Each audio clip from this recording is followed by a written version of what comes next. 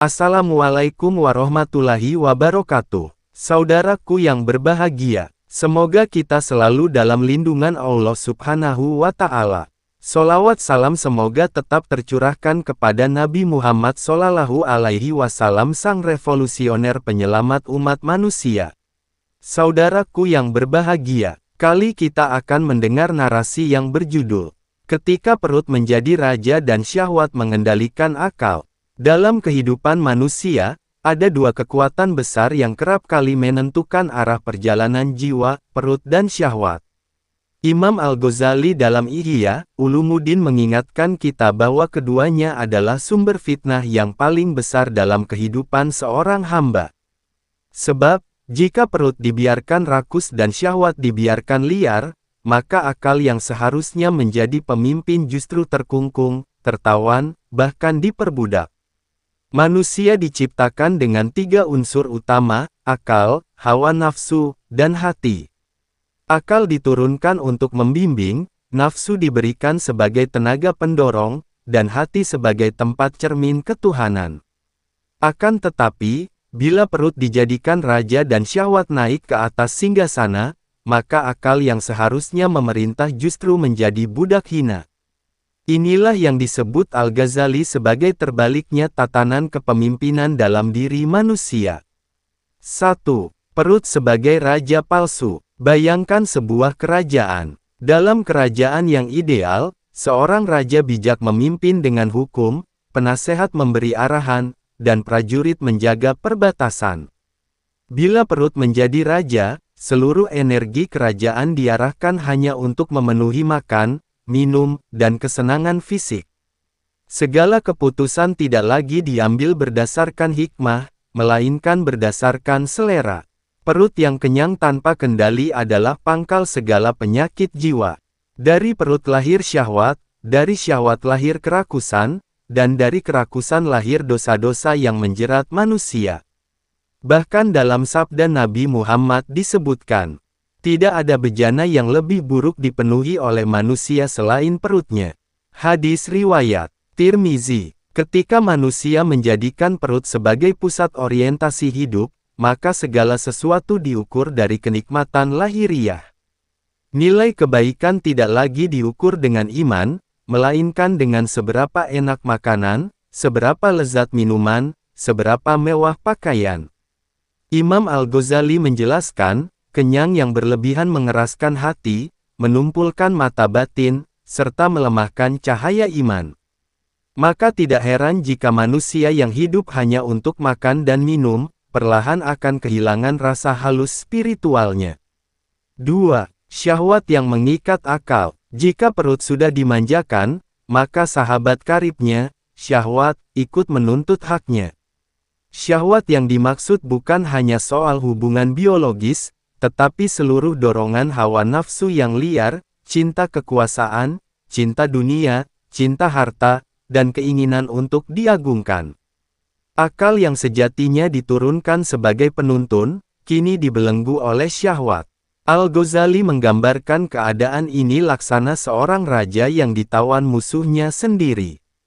Akal tidak lagi berdaulat, keputusan tidak lagi berdasarkan pertimbangan benar salah, melainkan berdasarkan untung rugi syahwat. Maka jangan heran, seseorang yang pandai bisa tergelincir hanya karena syahwatnya. Seorang alim bisa terjerumus hanya karena syahwat yang lebih kuat daripada akalnya. Inilah yang membuat Al-Ghazali meletakkan bahaya syahwat setara dengan bahaya setan. Bahkan lebih berbahaya, sebab syahwat berada di dalam diri manusia, sementara setan berada di luar. 3. Tanda-tanda akal telah dikendalikan syahwat. Al-Ghazali menyebutkan bahwa ada tanda-tanda ketika akal sudah tidak lagi berfungsi sebagai penuntun, melainkan sudah diperbudak oleh syahwat. 1. Kebenaran dianggap hambar, sementara kesenangan dianggap manis. 2. Ilmu tidak lagi menggerakkan amal, tetapi hanya menjadi hiasan untuk kebanggaan. 3. Hati kehilangan getarannya ketika mendengar ayat Allah, namun cepat bergetar ketika mendengar suara harta dan dunia. 4. Keadilan dianggap penghalang, sedangkan kezaliman dijalani demi keuntungan. Semua ini adalah buah dari perut yang dimanjakan dan syahwat yang dibiarkan memimpin. 4. Bahaya perut dan syahwat dalam pandangan ulama. Al-Ghazali mengutip banyak pendapat ulama salaf. Salah satunya adalah ucapan seorang tabi'in. Barang siapa mampu mengendalikan perut dan kemaluannya, maka ia akan mampu menjaga agamanya. Perut yang rakus melahirkan syahwat yang liar melahirkan dosa, dan dosa yang menumpuk menutup jalan menuju Allah. Itulah rantai kehancuran yang digambarkan oleh Al-Ghazali. Perut dan syahwat ibarat dua pintu besar yang terbuka lebar bagi setan. Jika keduanya tidak dijaga, maka setan masuk tanpa penghalang, lalu merusak seluruh bangunan iman dalam hati.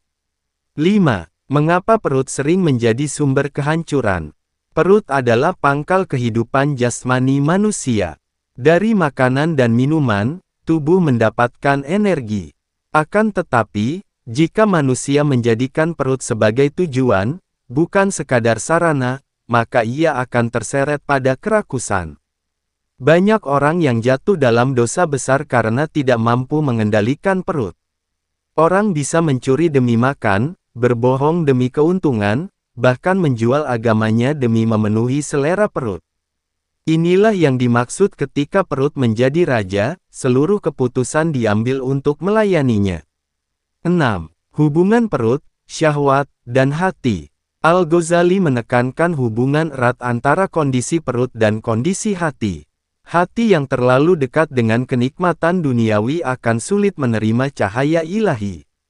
Ketika perut selalu kenyang, hati menjadi malas berzikir. Ketika syahwat dibiarkan, hati menjadi gelap dan keras. Inilah mengapa para ulama terdahulu melatih diri dengan lapar. Mereka memahami bahwa lapar bukan untuk menyiksa diri, melainkan untuk melembutkan hati, menajamkan akal, dan menundukkan syahwat. Seorang ulama besar pernah berkata, "Jika perutmu kenyang, akalmu akan tertidur, jika perutmu lapar, akalmu akan terjaga." 7. Awal kehancuran manusia, ketika akal tertawan. Hakikat, manusia diberikan akal sebagai pembeda dari hewan. Namun ketika akal tertawan oleh perut dan syahwat, maka manusia turun derajatnya bahkan lebih rendah dari binatang.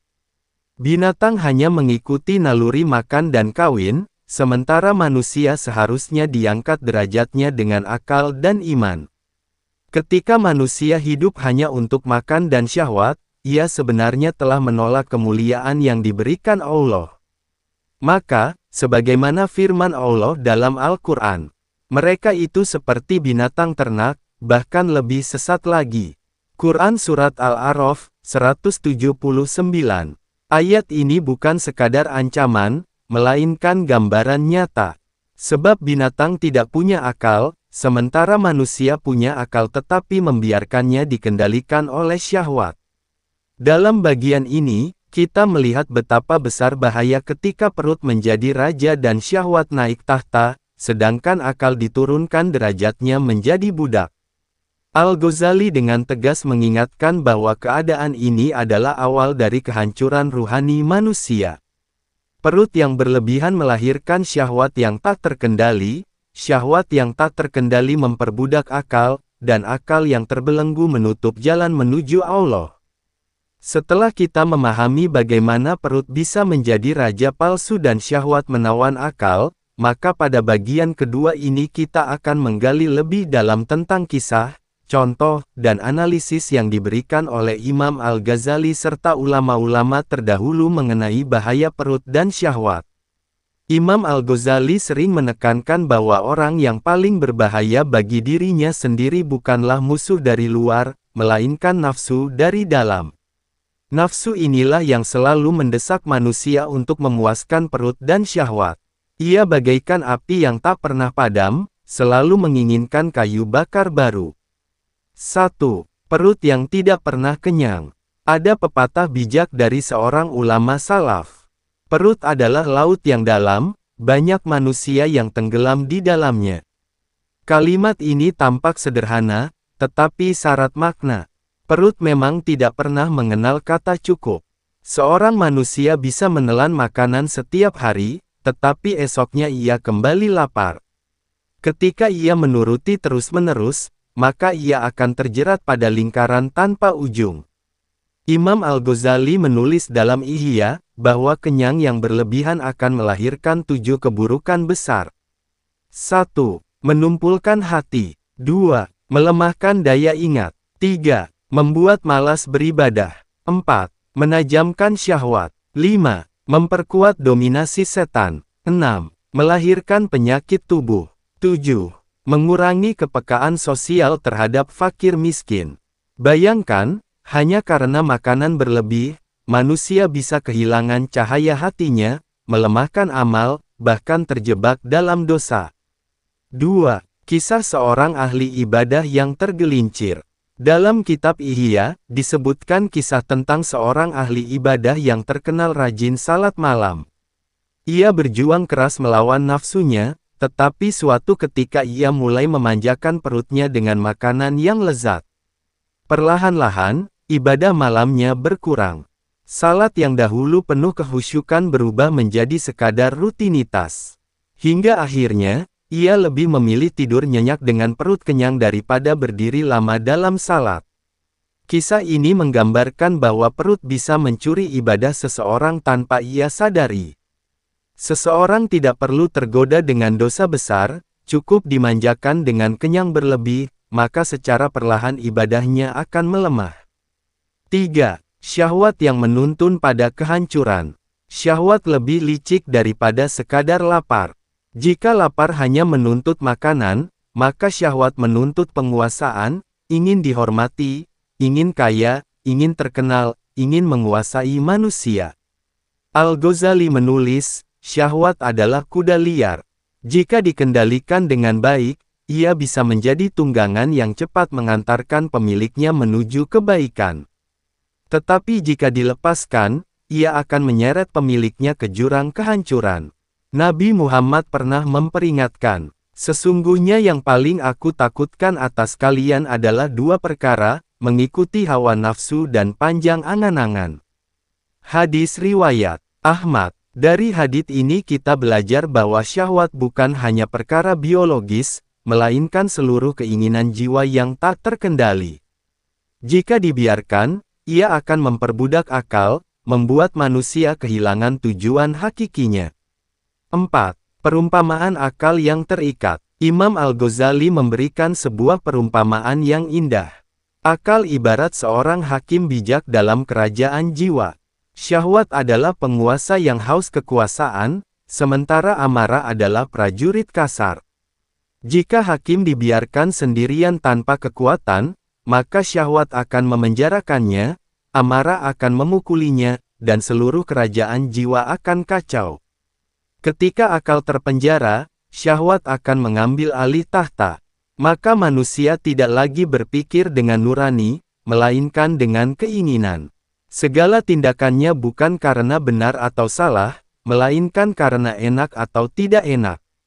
Inilah keadaan yang digambarkan Al-Ghazali sebagai perbudakan akal oleh syahwat. 5. Lapar sebagai jalan pembebasan. Menariknya, Al-Ghazali tidak hanya menunjukkan bahaya perut, tetapi juga obatnya. Salah satu obat utama bagi perut dan syahwat adalah lapar yang terlatih. Lapar bukan berarti menyiksa diri hingga sakit, melainkan membatasi agar perut tidak menjadi raja. Orang yang terbiasa lapar akan menemukan ketenangan hati, kejernihan pikiran, dan kekuatan ibadah. Nabi Muhammad sendiri hidup sederhana. Beliau sering menahan lapar, hingga suatu ketika pernah mengikat batu di perutnya karena tidak ada makanan. Tetapi kelaparan itu justru tidak melemahkan beliau, malah memperkuat ruhani dan mendekatkan kepada Allah. 6. Kesaksian para ulama salaf. Banyak ulama salaf yang menekankan pentingnya mengendalikan perut dan syahwat.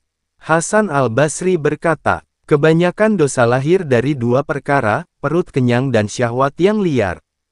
Ibrahim bin Adam pernah mengingatkan murid-muridnya, barang siapa mampu mengendalikan perutnya, maka ia akan menguasai agama dan akhlaknya. Mereka bukanlah orang-orang yang membenci makanan, melainkan orang-orang yang memahami bahaya jika perut dijadikan pusat kehidupan. 7. Bahaya sosial dari perut dan syahwat. Bahaya perut dan syahwat tidak hanya menimpa individu, tetapi juga masyarakat. Ketika perut menjadi raja, manusia berlomba menumpuk makanan, hingga lahirlah ketidakadilan ekonomi. Ketika syahwat memimpin, manusia berlomba mengejar kekuasaan, hingga lahirlah peperangan, perebutan harta, dan pertumpahan darah. Al-Ghazali menekankan bahwa kerusakan dunia seringkali bermula dari syahwat yang tidak terkendali. Seorang penguasa yang diperbudak syahwat akan menzalimi rakyat. Seorang pedagang yang diperbudak perut akan menipu dalam timbangan. Seorang pemimpin yang diperbudak hawa nafsu akan menghancurkan hukum demi kepentingannya. 8. Jalan menuju kebebasan jiwa. Untuk keluar dari cengkeraman perut dan syahwat, Al-Ghazali mengajarkan 3 jalan utama. 1. Muraqabah, kesadaran bahwa Allah selalu mengawasi. Jika hati sadar selalu diawasi Allah, ia akan malu memenuhi perut dan syahwatnya secara berlebihan.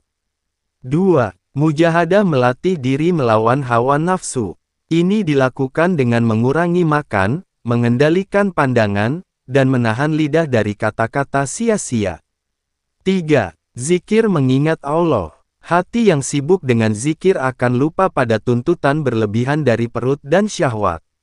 Dengan 3 jalan ini, akal kembali berkuasa, perut dan syahwat tunduk, dan hati bercahaya. Dalam bagian ini, kita melihat bagaimana Al-Ghazali tidak hanya memberikan gambaran umum tentang bahaya perut dan syahwat, tetapi juga menghadirkan kisah, perumpamaan, dan obat yang nyata. Perut yang rakus akan menumpulkan hati, syahwat yang liar akan memperbudak akal, tetapi keduanya bisa ditundukkan dengan lapar yang terlatih, kesadaran akan Allah, dan latihan mujahadah.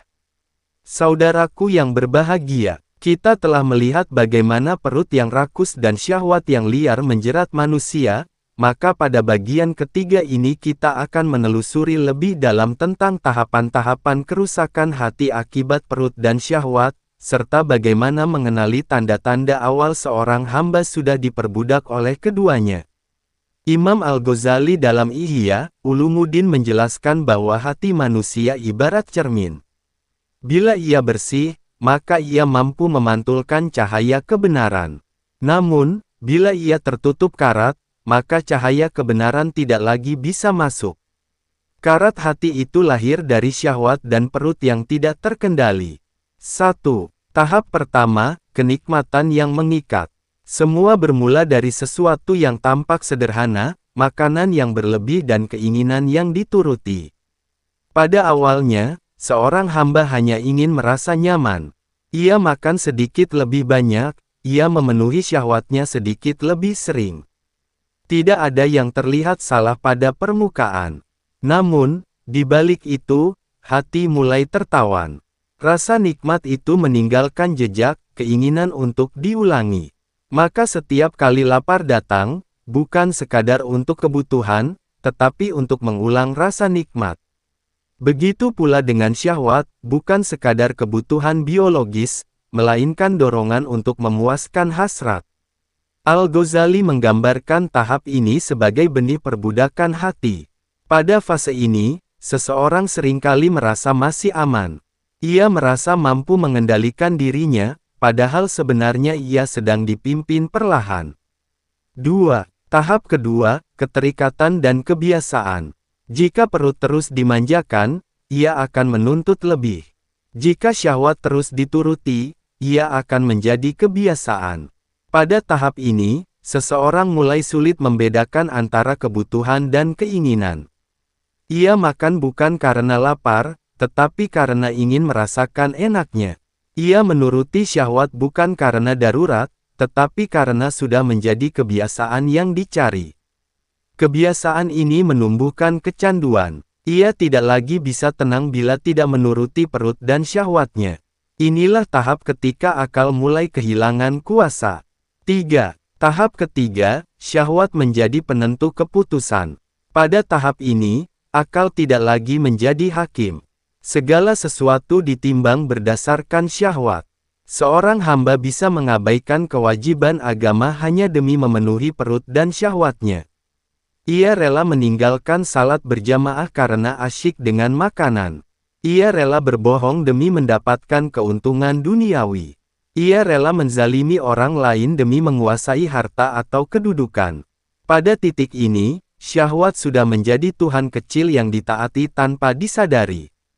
Allah berfirman dalam Al-Quran, "Maka pernahkah kamu melihat orang yang menjadikan hawa nafsunya sebagai Tuhannya, dan Allah membiarkannya sesat berdasarkan ilmunya?" Quran Surat Al-Jasiyah 23.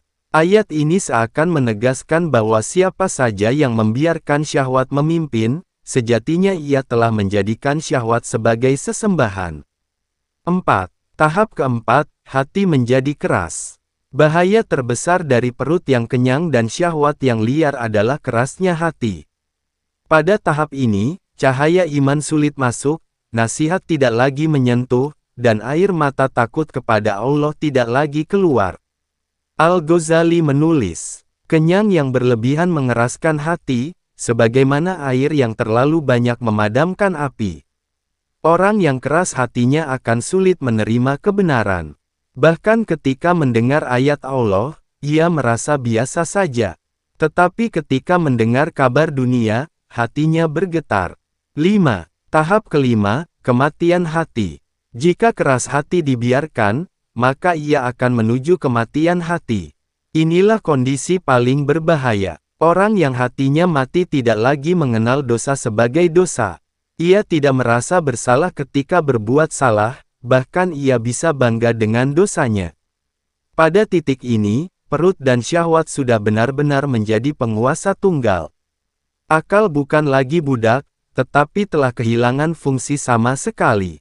Nabi Muhammad bersabda, "Tidaklah seorang hamba berbuat dosa, kecuali ada titik hitam di hatinya. Jika ia bertaubat, maka hatinya bersih kembali. Tetapi jika ia terus mengulanginya, maka titik itu bertambah hingga menutupi seluruh hatinya." Hadis riwayat Tirmizi. Hadits ini menjelaskan bagaimana hati perlahan mati akibat dosa yang lahir dari syahwat dan perut yang berlebihan. 6. Tanda-tanda awal perbudakan syahwat. Sebelum hati sampai pada kematian, ada tanda-tanda yang bisa dikenali. Imam Al-Ghazali menyebut beberapa di antaranya. 1. Lebih senang berbicara tentang makanan daripada berbicara tentang ilmu. 2. Lebih semangat mengejar dunia daripada mencari akhirat. 3. Sulit khusyuk dalam salat setelah kenyang. 4. Mudah marah jika keinginannya tidak terpenuhi. 5. Enggan bersedekah karena takut kekurangan. Jika tanda-tanda ini sudah terlihat, maka itu adalah peringatan dini bahwa hati sedang diperbudak oleh perut dan syahwat. 7. Mengapa perut dan syahwat lebih berbahaya dari setan? Al-Ghazali menegaskan, syahwat lebih berbahaya dari setan. Sebab setan hanya bisa membisikkan, tetapi syahwat berasal dari dalam diri manusia. Jika manusia sudah tunduk pada syahwatnya, maka bisikan setan menjadi sangat mudah diterima. Itulah sebabnya, ulama salaf selalu menekankan pentingnya mengendalikan perut dan syahwat.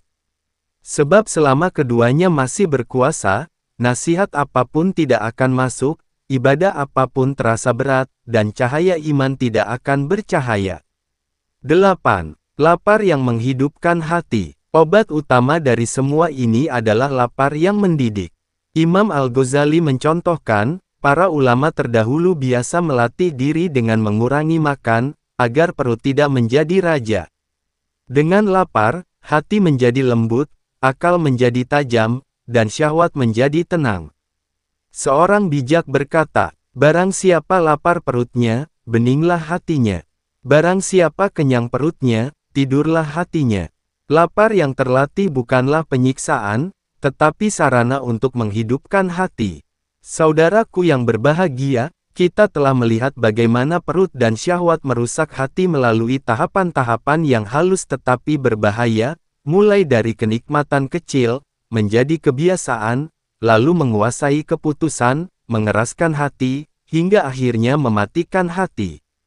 Namun, kita juga belajar bahwa tanda-tanda awal bisa dikenali, sehingga seorang hamba dapat segera bertaubat dan kembali melatih diri dengan lapar, zikir, dan mujahadah. Saudaraku yang berbahagia, setelah kita menelusuri tahapan kerusakan hati akibat perut dan syahwat, kini saatnya kita memahami jalan penyembuhan yang ditawarkan Imam Al-Ghazali dan para salafus sholih. Sebab, sebagaimana penyakit memiliki obat, maka penyakit jiwa yang lahir dari perut dan syahwat juga memiliki jalan pemurnian. Imam Al-Ghazali dalam Ihya Ulumuddin menekankan bahwa perut dan syahwat tidak bisa dihapus, karena ia adalah bagian dari fitrah manusia. Namun, keduanya bisa dikendalikan agar tunduk kepada akal dan iman, bukan sebaliknya. 1. Keseimbangan antara perut, syahwat, dan akal. Allah menciptakan manusia dengan 3 kekuatan. 1. Akal agar mampu membedakan baik dan buruk. 2. Syahwat agar mampu bertahan hidup, berkembang biak, dan bekerja. 3. Amarah agar mampu mempertahankan diri dari ancaman. Jika semuanya berjalan seimbang, manusia menjadi mulia. Tetapi bila salah satunya dominan, maka ia rusak. Perut yang berlebihan akan memperkuat syahwat, syahwat yang liar akan memperbudak akal, dan akal yang tertawan tidak lagi mampu menuntun hati.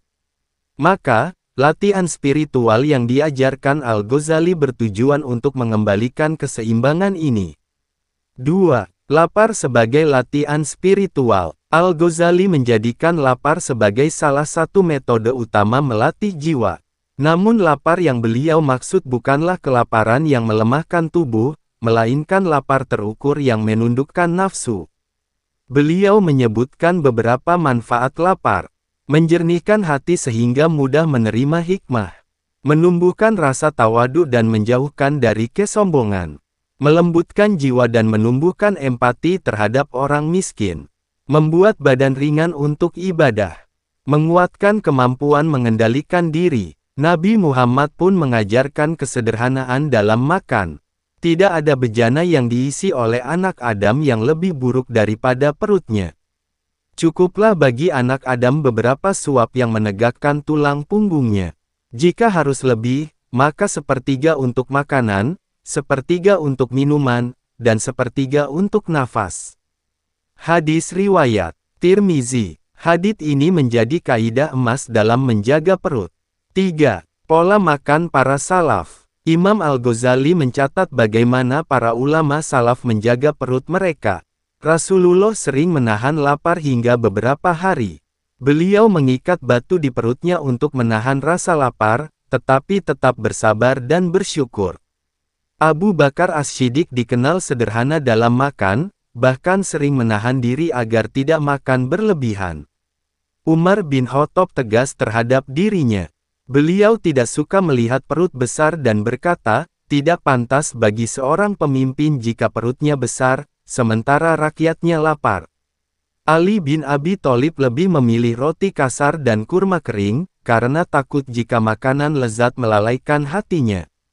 Semua ini menunjukkan bahwa para salaf bukan hanya berbicara, tetapi menjalani pola hidup sederhana dalam makan.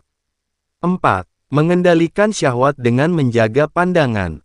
Syahwat yang liar seringkali dipicu oleh pandangan mata. Al-Ghazali mengingatkan bahwa pandangan adalah panah beracun yang menembus hati. Allah berfirman, katakanlah kepada orang-orang beriman agar mereka menundukkan pandangan dan menjaga kemaluan mereka. Quran Surat An-Nur 30. Menundukkan pandangan bukan sekadar aturan moral, melainkan cara melindungi akal dari perbudakan syahwat. Sebab, syahwat masuk melalui pandangan, lalu menetap di hati, lalu menuntut dipenuhi. 5. Mujahadah, latihan melawan hawa nafsu. Selain lapar dan menjaga pandangan, Al-Ghazali menekankan pentingnya mujahadah, yaitu perjuangan melawan hawa nafsu. Mujahadah adalah latihan jiwa agar terbiasa menolak keinginan yang tidak perlu. Contoh mujahadah antara lain, mengurangi tidur berlebihan, membatasi perkataan yang sia-sia, menolak keinginan makan lezat padahal cukup dengan yang sederhana, menghindari tempat-tempat yang membangkitkan syahwat. Dengan mujahadah, jiwa menjadi kuat, akal kembali memimpin, dan hati siap menerima cahaya Allah. 6. Zikir sebagai penjernih hati. Syahwat dan perut membuat hati gelap. Maka obatnya adalah zikir yang membuat hati bercahaya. Al-Ghazali menekankan, zikir bukan sekadar melafalkan, tetapi menjadikan hati selalu sadar akan Allah. Jika hati sibuk dengan Allah, maka ia tidak akan sibuk dengan syahwat. Zikir juga menjadi benteng dari bisikan setan. Sebagaimana disebutkan dalam hadits, perumpamaan orang yang berzikir kepada Allah dan orang yang tidak berzikir kepadanya seperti orang hidup dan orang mati. Hadis riwayat Bukhari. Artinya, zikir adalah kehidupan hati, sementara syahwat adalah racunnya. 7. Menyeimbangkan hak tubuh dan hak jiwa. Al-Ghazali sangat menekankan keseimbangan. Tubuh memiliki hak untuk diberi makan, tetapi jangan berlebihan. Jiwa memiliki hak untuk disucikan, tetapi jangan disiksa. Maka, seorang hamba harus bijak. Memberi makan secukupnya agar tubuh kuat beribadah. Menjaga syahwat dalam batas halal agar tidak liar. Menggunakan akal untuk memimpin, bukan untuk diperbudak. Inilah jalan tengah yang diajarkan Islam. 8. Hasil dari latihan spiritual. Apa hasil dari semua latihan ini? Al-Ghazali menyebut beberapa buah manisnya. 1. Akal kembali jernih, mampu membedakan hakikat. 2. Hati menjadi lembut, mudah tersentuh oleh ayat Allah. 3. Syahwat tunduk, tidak lagi liar. 4. Perut tidak lagi berkuasa, tetapi menjadi pelayan tubuh. 5. Ibadah menjadi ringan, karena jiwa sudah bebas dari beban berlebihan. Dengan demikian, manusia kembali pada derajat kemuliaannya, akal sebagai pemimpin, hati sebagai cermin, perut dan syahwat sebagai pelayan. Saudaraku yang berbahagia, kita telah belajar bahwa obat dari perut dan syahwat bukanlah penghapusan total, melainkan pengendalian. Melalui lapar terukur, menjaga pandangan, mujahadah, dan zikir, seorang hamba dapat membebaskan akalnya dari perbudakan syahwat dan menghidupkan kembali hati yang tertutup. Kini, kita beranjak pada sisi lain yang tak kalah berbahaya, syahwat. Imam Al-Ghazali dalam Ihya Ulumuddin menekankan bahwa syahwat adalah senjata setan yang paling tajam untuk menjerumuskan anak Adam. Jika perut adalah pintu masuk, maka syahwat adalah jebakan yang membuat manusia lupa pada fitrah kesuciannya. 1. Syahwat sebagai tirai penutup cahaya akal. Akal diciptakan untuk membimbing manusia, menjadi cahaya yang menunjukkan jalan kebenaran. Namun, ketika syahwat berkuasa, cahaya itu padam. Ibarat pelita yang ditutup kain hitam, akal kehilangan cahayanya, meski wujudnya masih ada. Maka tidak heran, orang yang terperangkap syahwat seringkali tampak cerdas di hadapan manusia, tetapi kehilangan kebijaksanaan di hadapan Allah. Al-Ghazali menulis bahwa hati yang dikuasai syahwat bagaikan cermin yang berkarat, tidak mampu lagi memantulkan cahaya kebenaran. Akibatnya, seseorang bisa menghalalkan yang haram, meremehkan ibadah, dan menuruti hawa nafsu tanpa rasa takut kepada Allah. 2. Ketika syahwat mengubah manusia menjadi budak. Seorang budak sejati bukanlah ia yang dijual di pasar perbudakan, tetapi ia yang diperbudak oleh syahwatnya sendiri. Inilah bentuk perbudakan paling hina. Ia tidak lagi mampu menolak keinginan nafsu, meski sadar akibatnya adalah kehinaan dan penyesalan. Al-Ghazali mengumpamakan manusia yang tunduk pada syahwat seperti anjing yang meneteskan air liur melihat bangkai. Ia tidak peduli pada kebusukan, karena yang dipikirkan hanya bagaimana memenuhi selera liarnya. Maka, syahwat menjatuhkan derajat manusia dari makhluk mulia menjadi makhluk yang lebih rendah dari hewan. 3. Syahwat yang merusak rumah tangga dan masyarakat. Tidak sedikit rumah tangga yang hancur hanya karena suami atau istri tidak mampu mengendalikan syahwat. Perselingkuhan, zina, dan kehancuran kehormatan bermula dari pandangan yang dibiarkan liar, dari hati yang tak dijaga, dari syahwat yang tidak pernah dipuaskan meski diberi 1000 jalan. Al-Ghazali menegaskan, syahwat itu ibarat api yang tidak akan pernah berkata cukup.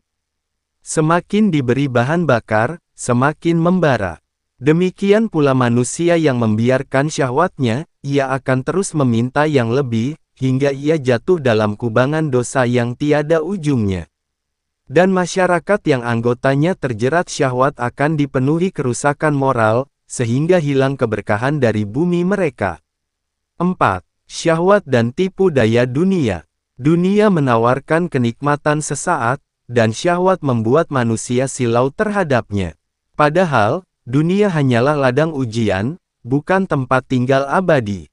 Syahwat menjadikan dunia terasa manis, hingga manusia rela menggadaikan akhirat demi secuil kenikmatan fana. Al-Ghazali menyebut bahwa syahwat adalah pengikat kuat yang membuat manusia terpenjara dalam ilusi dunia. Mereka tidak lagi mampu berpikir jernih tentang kehidupan setelah mati. Padahal, kubur sudah menanti, hisab sudah pasti, dan surga atau neraka adalah tempat kembali yang abadi. 5. Syahwat yang menumbuhkan sifat serakah. Sifat serakah lahir dari perut dan syahwat. Orang yang tunduk pada nafsu tidak pernah puas, jika diberi 1, ia ingin 10, jika diberi 10, ia ingin 100. Inilah penyakit hati yang berbahaya, karena membuat manusia buta terhadap hakikat qanaah merasa cukup.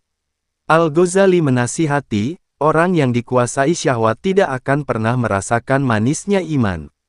Sebab, hatinya sibuk mengejar dunia, sementara Allah telah menjanjikan ketenangan bagi hati yang rida dan berserah diri.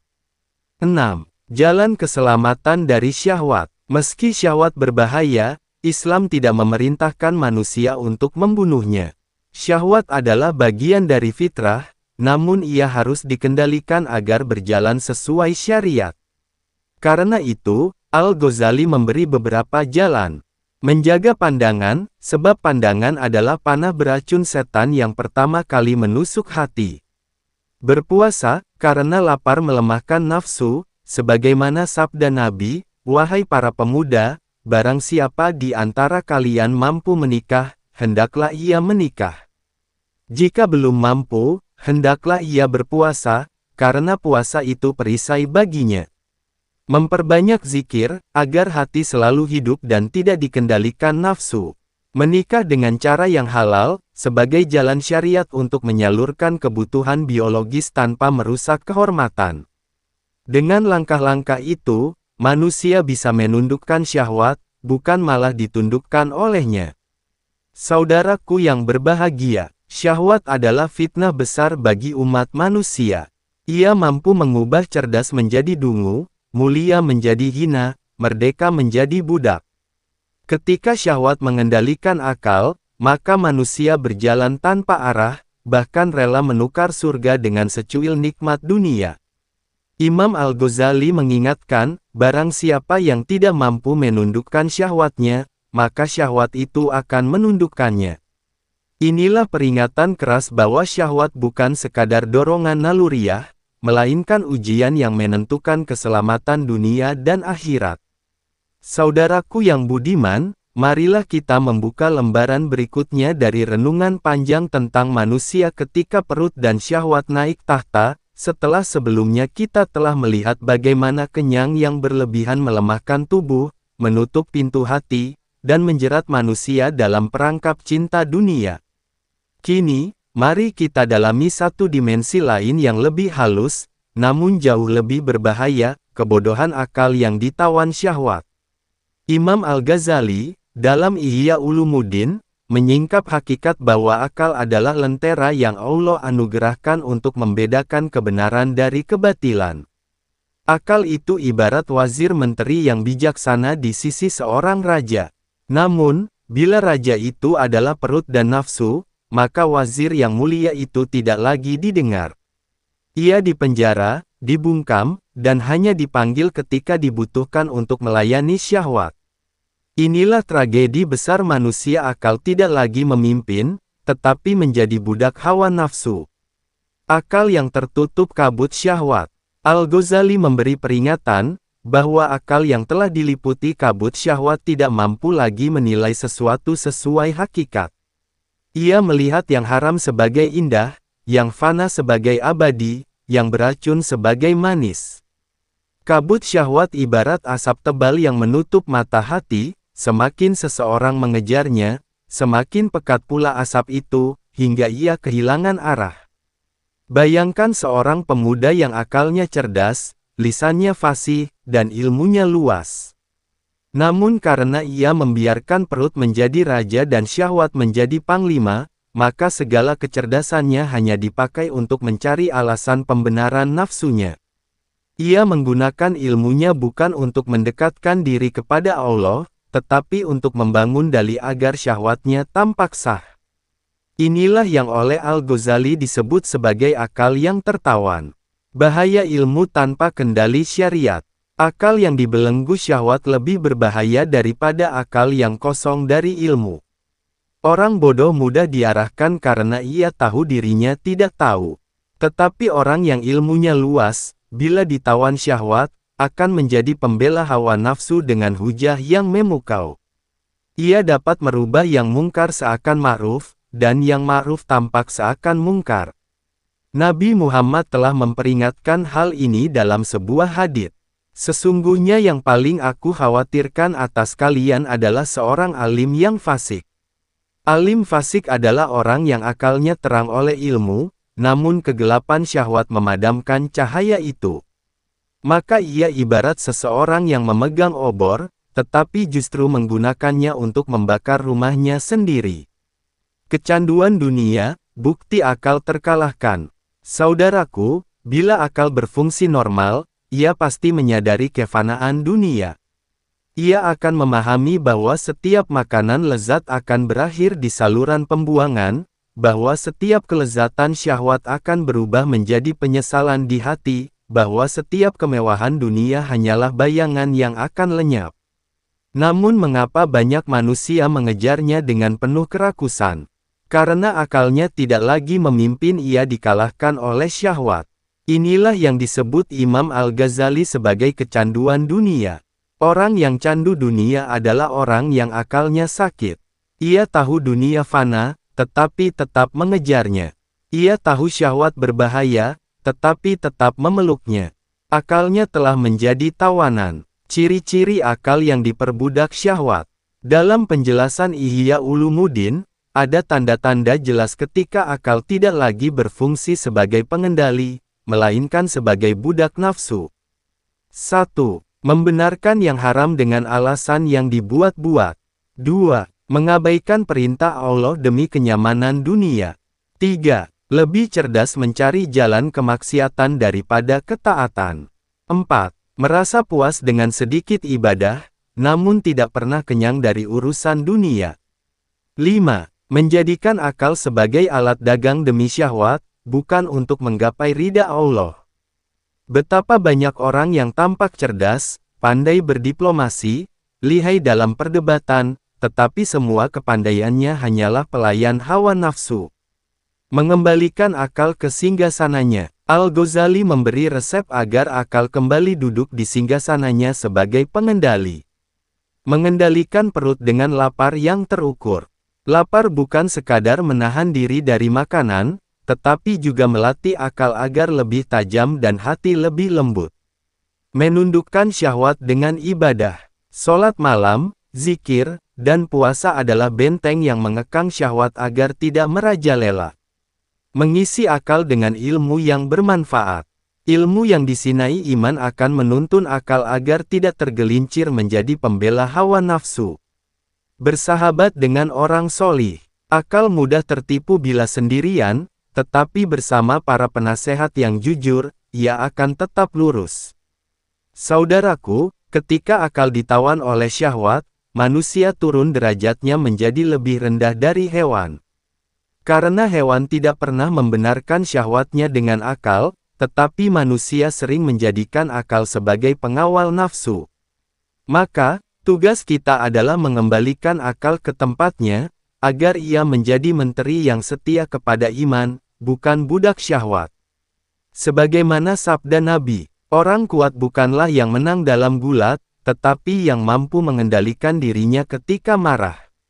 Begitu pula orang cerdas bukanlah yang pandai berbicara, tetapi yang mampu menjadikan akalnya sebagai penuntun menuju Allah.